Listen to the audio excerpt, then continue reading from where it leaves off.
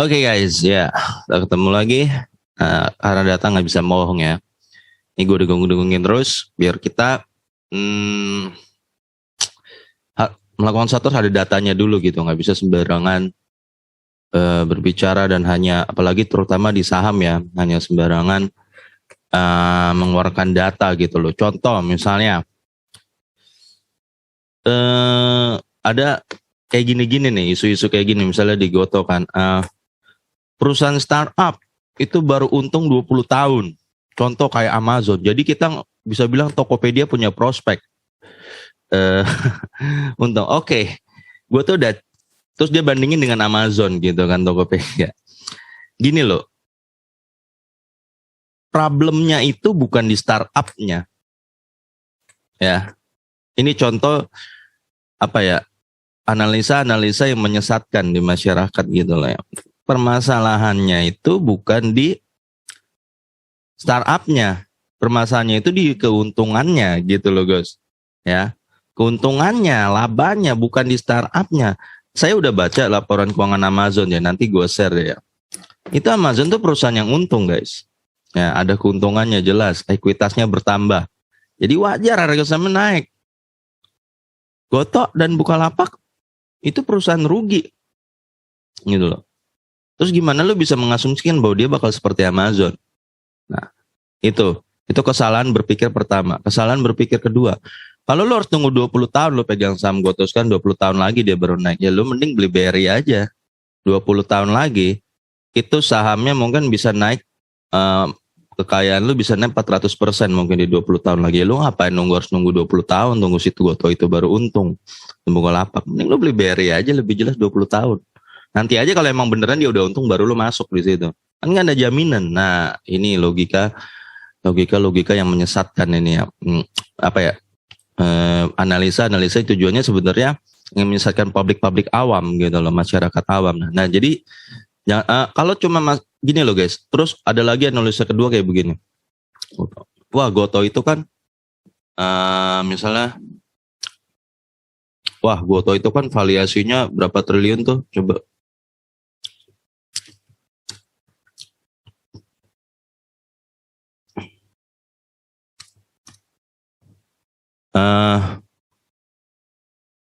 17,19 triliun ya. Saya nggak tahu lah market cap-nya berapa sih.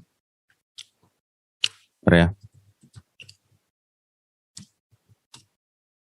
Sorry nih sebelum gue masuk ke poin gue.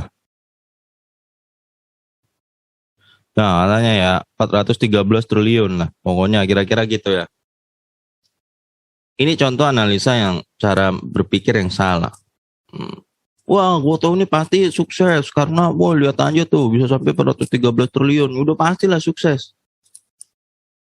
Bos, gini, gue kalau cuma dikasih data valuasi begini, gue nggak dapat apa-apa sebenarnya. Nggak dapat apa-apa.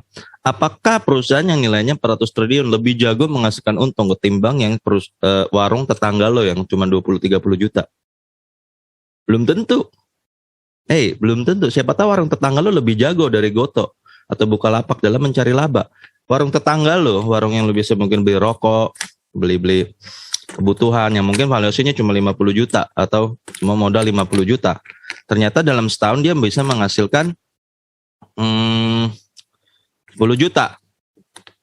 Ya, berarti ROE dia balik 20%. Nah, kalau dibandingkan Goto yang katanya dia atau Bukalapak yang triliun-triliunan dan dia ternyata rugi, ya berarti yang lebih jago menghasilkan keuntungan adalah warung tetangga lo.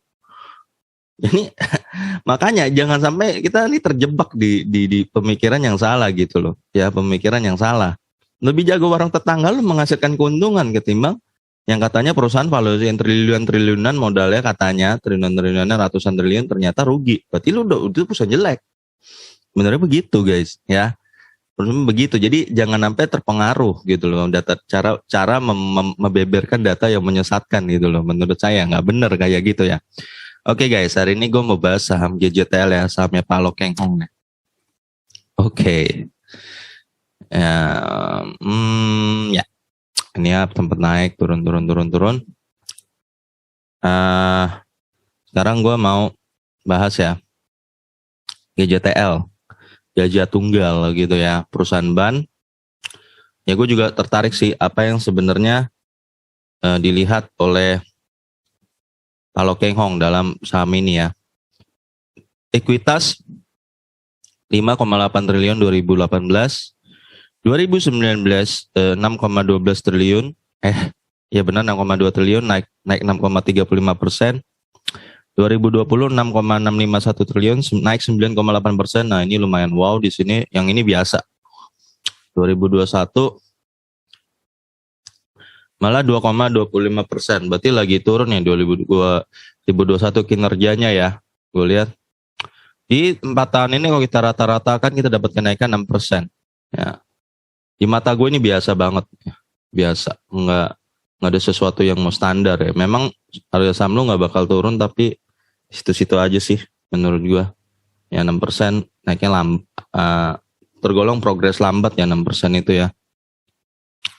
Ya kalau misalnya BRI ada bisa 12%, BNI ya bisa 10%, BNI 10%, ini cuma 6%. Kayak gitu, perusahaan lain. Jumlah pemegang saham ada 3,4 miliar ya guys. Nah ini book value-nya ya. Book value-nya sih gede ya, 1.600, naik 1.700, naik lagi 1.900, lalu 2021 naik ke 2011 naik 2%. Nah, dari sini gue bisa proyeksiin book value 2022 tuh tinggal ini kali ini aja guys ya. Ini harga wajar cuy. Sebentar gue ketarik ya. Nah ini book value tinggal ini 2011 kali 6% ya, maka gue dapat angka 2136. Jadi ini proyeksi harga book value gue dibuat gajah tunggal di 2136 ya.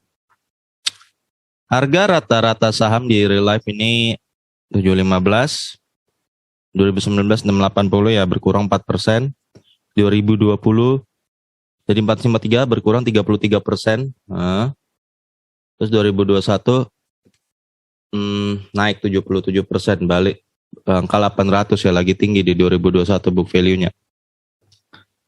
PBV 0,42, 0,38 ini hancur banget PBV di 0,22, 0,40. Guys, gue belakangan setelah menganalisa berapa perusahaannya, secara teori memang PBV di bawah 1 murah dan di bawah 1 murah. Tapi itu punya arti negatif guys. Arti negatif artinya perusahaan publik ini punya citra yang antara dua. Antara perusahaan lo dianggap nggak seksi atau lo lagi punya citra negatif. Makanya publik nggak berani hargain lo di book value lo. Bahkan di book value lo 1 dia nggak berani hargain gitu loh. Ya, faktornya gue lihat bisa macam-macam. Yang pertama paling utama tuh biasanya nggak bagi dividen. Ketika perusahaan nggak bagi dividen, umumnya masyarakat menganggap perusahaan itu nggak seksi gitu loh. Ya, dianggap perusahaan itu nggak seksi guys. Jadi itu ya. Faktor kedua mungkin lagi ada berita-berita negatif ya, kasus-kasus besar. Ya, gue nggak ngerti apa. Ya itu yang bisa menjadi seseorang menghargai perusahaannya PBV-nya nggak berani dihargain 1. Jadi hati-hati guys. PBV kecil secara teori di yang lo dapat pasti kan bagus ya, tapi nggak berarti itu punya arti positif juga gitu loh. Hati-hati ya. Gini kalau contoh soal dividen ya. Misalnya lu punya warnet 10 komputer lah, anggap ekuitas lu modal lu itu 10 juta untuk membangun itu. Gue tertarik di keuntungan lu kira-kira 3 juta per bulan ya, ROE 30%. Nah gue tertarik nih melihat keuntungan lu yang besar itu. Gue lihat per bulan anggaplah ya, 30%. Gue pengen beli 10% kepemilikan warnet lo ya. Lalu gue beli 10%, tentu gue beli di harga 1 juta. Ya. Nah, gini guys, logika harus jalan. Tujuan lu sebenarnya mau beli itu apa sih? Lu kan ternyata tertarik keuntungannya, bener nggak? Dengan harapan gue beli 1 juta itu 10%. Ketika lu untung 3 juta per bulan, gue dapat 10%, dapat 300.000. Betul? Ya. Ternyata lu nggak bagikan dividen itu ke gue. Ya. Ketika lu tidak bagikan dividen itu gue jadi bertanya-tanya, ngapain sih gue beli perusahaan lo? Ya akhirnya gue jadi nggak tertarik, nggak mau lagi punya perusahaan. Akhirnya gue pengen jual lembar itu gue 10% tadi kepada orang. Ketika gue mau jual ke orang lain bilang, itu mah perusahaan itu nggak bagi keuntungan, ngapain gue beli dari lo? Nah akhirnya gue bilang, udah lu beli aja nih, 500.000 ambil. Yang tadinya gue beli satu lembar itu 1 juta, gue jual ke orang 500.000. Jadi turun kan value-nya kan. Nah jadi orang nggak, artinya harga saham itu tadinya jadi turun. Yang tadinya 1 juta 500.000 karena di masyarakat dianggap tidak seksi gitu loh. Seperti itu yang terjadi guys. Kira-kira seperti itu. Yang tadinya gue beli saham PlayStation lo, warnet lo 1 juta, karena lo nggak bagi dividen, gue bilang dah lah gue jual rugi aja, nggak jelas juga tuh perusahaan kayak gitu loh. Nah jadi menurut gue perusahaan yang bagus lo cari incer adalah ini didukung juga ya teorinya dari buku Benjamin Graham yang dibaca Warren Buffett. Lo harus mencari perusahaan yang rutin memegang dividen tiap tahun. Harus konsisten, itu syaratnya ya. Perusahaan ini nggak bagikan dividen ya kurang bagus sih menurut gue ya, nggak bagus, valuasinya akan di situ-situ aja. Nah makanya kita harus cari perusahaan yang rutin membagikan dividen tiap tahun. Nah dividen juga kadang nggak boleh terlalu besar ya, hati-hati jebakan dividen yang besar ya. Misalnya menurut gue yang bagus dilakukan tuh 50-50 ya ratingnya. Investor dapat 50% keuntungan, perusahaan 50%. Jangan sampai, kenapa begitu? Gue jelasin. Contoh, gue ambil contoh kasus yang jelas bagus tuh kasusnya BRI ya. Dia bagus banget, dia bagi 50% ke kita, 50% ke dia. Kenapa kayak gitu lebih bagus? Pertama, dengan 50% ke kita, dia memuaskan kita sebagai investor ya. Bahwa kita dapat untung yang lumayan. Kita senang. Kedua, 50% keuntungan yang diambil BRI itu dia untuk meningkatkan ekuitas dia. Ya, ketika dia meningkatkan ekuitas dia, artinya perusahaan dia jadi bagus. Jadi artinya valuasi saham kita akan naik lagi di tahun ke depannya. Makanya BRI selalu stabil sekitar 10%, 14% per tahun. Dari capital gain-nya kita dapat naik terus, dan kita dapat dividen imbang begitu loh guys. Jadi ya ibarat misalnya lu beli ya warnet tadi ya. Warnet lu taruh 10 juta.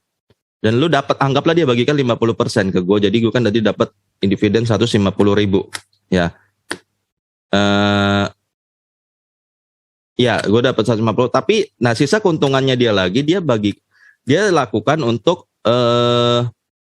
nggak harusnya kan tadi dividen PlayStation kan 300.000 ya, karena kan dia untung 3 juta 10%, tapi dibagikan ke gue 50%. Ngerti guys? 150.000. Nah 150.000 lagi dia buat apa? Dia buat ternyata nanti buat meningkatkan ekuitas dia. Jadi yang tadinya warnetnya komputernya cuma 10, dia naikin jadi 13. Nah gue kan senang dong. Berarti gue dapat saham gue yang gue pegang ternyata warnetnya dari 10 komputer jadi 13. Berarti value gue naik. Yang tadinya 1 juta, satu lembar itu naik jadi 1,3 juta. Orang di masyarakat dibeli 1,3 juta karena PlayStation-nya komputernya banyak, nambah 13. Nah kayak gitu guys. Hati-hati dengan perusahaan yang dividennya terlalu besar. Contoh nih ya Telkom dia bagikan dividen 80%. Kelihatan hebat ya. Misalnya dia untung 1 triliun 800 miliarnya tuh dibagi buat investor, itu terkesan sangat bagus. Sebenarnya kelihatan depan mata. Tapi karena dia Telkomnya sendiri cuma ngambil 200, anggaplah kalau tadi untungnya 1T ya, gue nggak lihat 200 miliar, dia cuma bisa pakai 220% itu untuk membangun perusahaannya gitu guys. Jadi perusahaannya ekuitasnya naiknya lambat. Ketika perusahaan naik lambat, capital gain kita di lembar saham kita tuh naiknya jadi lambat. Makanya Telkom 5 tahun lalu 4.700, di sekarang di 4.000 juga. Gue lupa tuh berapa. Sekitar 400. Jadi nggak naik capital gain-nya di lembar sahamnya itu. Nah jadi hati-hati ya menurut gue. Lu cari yang pembagian dividennya seimbang 50-50 sekitar segitu, karena itu akan menguntungkan kita dari lembaran saham kita dan juga dividen ya. Nah ini PBV harga wajar ya, ini harga prediksi gua pakai PBV 0,36 lah rata-rata lah. Gue sih ragu nih dia bakal balik ke 1 ya guys, ragu kalau dia masih terus menerapkan kebijakan gak bagi dividen ya. Setahu gue ini perusahaan gak bagi dividen. Nah 768 sih harga proyeksi gue. Antara segitu. Kalau lo mau tanam jangka panjang ya mungkin nggak apa-apa, tapi ruginya lo nggak dapet dividen. Ya sayang banget. Mendingan lo cari perusahaan yang dapat, yang emang sih ekuitasnya sih biasa tadi gue lihat ya. Mending lo cari menurut gue perusahaan lain deh yang bisa dapat 10% yang dapat dividen juga gitu. Laba ini 74M, lalu 263M naik 460%. Ini minus ya, sorry, minus 74M. Terus naik ke 616, 129%. 2021 turun 19M, turun 96,86. Nah, labanya ya berarti gini lah rata-rata. Datanya terlalu nggak bener nih ya, terlalu volatilnya tinggi-tinggi. Jadi susah mau diambil, kita mau bilang naik 164% juga kurang bisa diandelin, kurang reliable lah. ROE-nya minus 1,27%, 4,32%, 8,99, 0,28. Total 4,5%. Biasa, nggak ada yang wow. Malah di sini ROE-nya lagi jelek banget 2021 dia. Berarti ini perusahaan lagi kinerjanya 2021 lagi agak hancur ya. EPS-nya harusnya yang didapat gede ya. 77, 176, 5,55 ya. Harusnya EPS-nya kan sekitar segini ya. Ini peningkatan EPS ya. EPS. Malah 2021 minus ya, 5,5. DPS-nya dia nggak bagi, 2018 nggak bagi, 19, 20 nggak bagi, 21 cuma bagi RP5. Pelit banget sumpah guys. Ya, pelit banget. Memang dia minus. Jadi ini perusahaan yang bikin dia malas dihargain tinggi ya. Lihat ketika dia laba besar, ini kan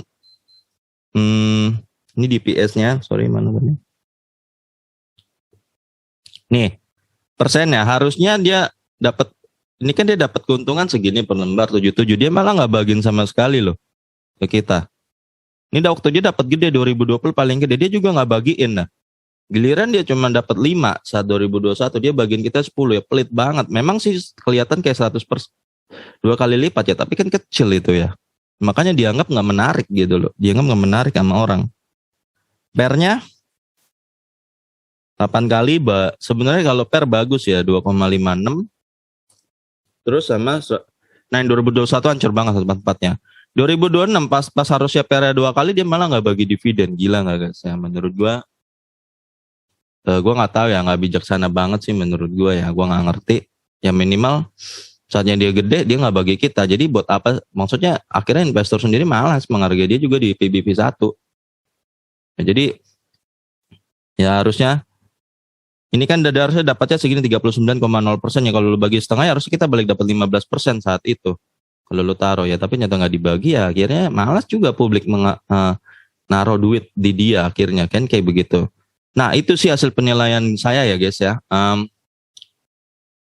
Saya nggak tahu ya, mungkin ini kan saham lamanya Pak Lo Keng Hong ya, dia mungkin punya rasa tersendiri buat saham ini, memori sendiri, atau mungkin ada sesuatu yang dia lihat yang gua nggak bisa lihat, ya mungkin level gua belum nyampe untuk melihat dia. Tapi di mata gue sendiri, perusahaan ini sebenarnya nggak jelek, cuma nggak bagi dividen buat apa? Menurut teorinya buku Benjamin Graham ya, kita harus mencari perusahaan yang rutin membagikan dividen. Itu harus tiap tahun ya.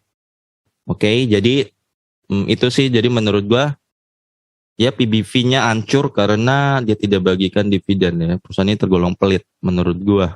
Kelihatan kan 2021 kinerjanya lagi agak kurang menurut gue.